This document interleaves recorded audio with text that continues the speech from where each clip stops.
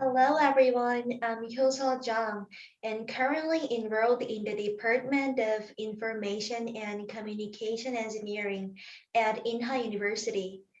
The era of the first industrial revolution, what opportunities are there and what capabilities should we have in the future? Wow, this car is moving on its own. How is it possible? It's because of autonomous driving technology. What is the principle of self-moving? This is because the three main areas of cognition, control, and decision are organically connected and operated. In the future, there are reports that the connection and integration between fields will serve as an important key. I recently felt this while participating in a college student autonomous driving car competition. Since I was young, I had a dream of making robots that control whatever I want while watching robot-related movies. Robots were perfect play because I like to make them. But when my body and mind grew and I could look at the wider world, I wanted to make a robot that does what humans cannot do, not just for convenience. Robots are machines, but I thought they were inevitable in the future. And in college, I've been doing various work activities in robot research club. So what is the first weapon that engineering students should have? The first is to distinguish information from knowledge. Let's say I took the newspaper a year ago and read it. Do you think it's still useful? There will be a lot of things that won't help. This is because newspaper articles are usually occupied by information. Then this time I will take out the book I bought 10 years ago from the bookshelf and read it. When you read the book again, it gives you a new feeling and insight. What becomes cliche after a year is information, and what is still valuable after 10 years is knowledge. I share my major studies in science club and apply what I learned in my major to robots to make information to knowledge. The second weapon is to learn skills beyond theory.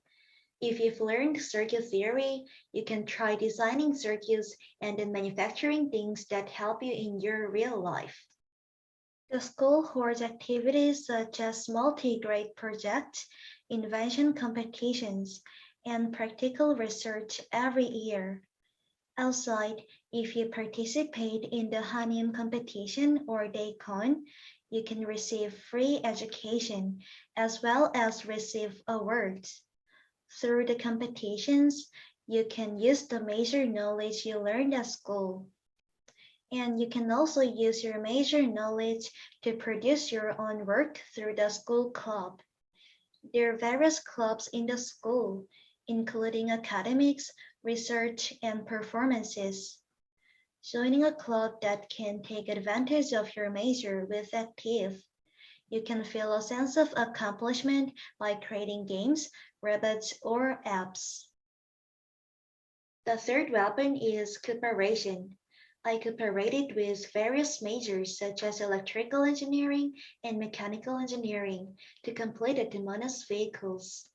It would be nice to understand all fields in depth, but I think integration and connection between majors are important because there are dozens of topics that can be learned in a single major.